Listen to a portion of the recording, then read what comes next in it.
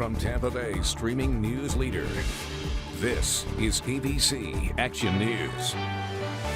I'm James Tully. Greg D will have your full weather forecast in a moment. But first, here are your ABC Action News headlines. Some health officials said they feared a spike in COVID-19 cases as stay-at-home restrictions were lifted. But at least for now, a key model projects fewer U.S. deaths over the next few months. Take a look. That dotted red line shows the Institute of Health Metrics and Evaluations is now projecting about 143,000 COVID-19 deaths in the U.S. by August 4th. While that number is sobering, it's about 4,000 less than what last week's data showed.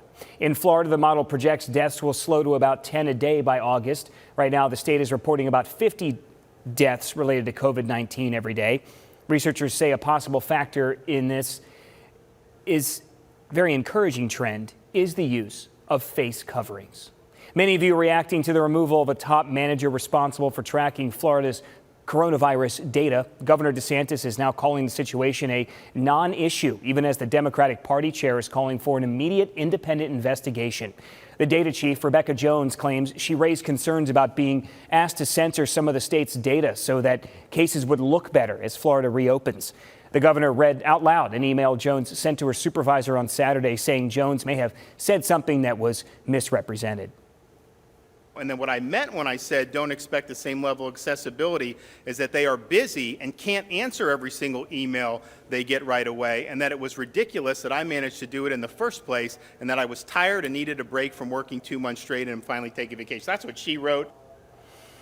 The governor says the state's dashboard has continued to receive praise from the White House Coronavirus Task Force for its accessibility.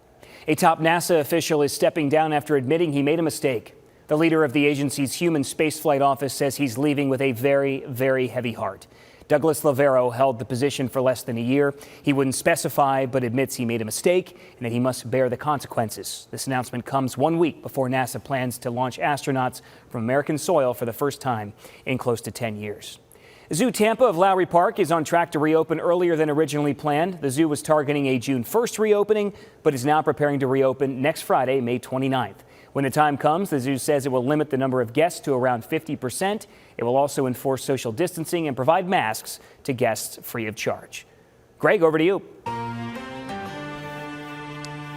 All right, James, looks like a warm and sunny afternoon for much of the Bay Area today. Temperatures reaching the mid-80s or normal high temperatures 88. So actually just a touch cooler than we typically see it. Skies should be mostly sunny with just a couple of fair weather clouds popping up in the afternoon. And a nice breeze about 10 miles an hour. That's going to be onshore. So those of you near the beaches will be slightly cooler. Dew points holding in the mid-60s, so not quite as humid as yesterday morning. The air relatively dry. Your 7-day forecast does have higher humidity.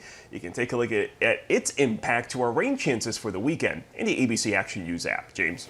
Thank you, Greg. You can now get news 24 hours a day on our free streaming news channel. Just download the ABC Action News app on your favorite streaming device. Have a great day.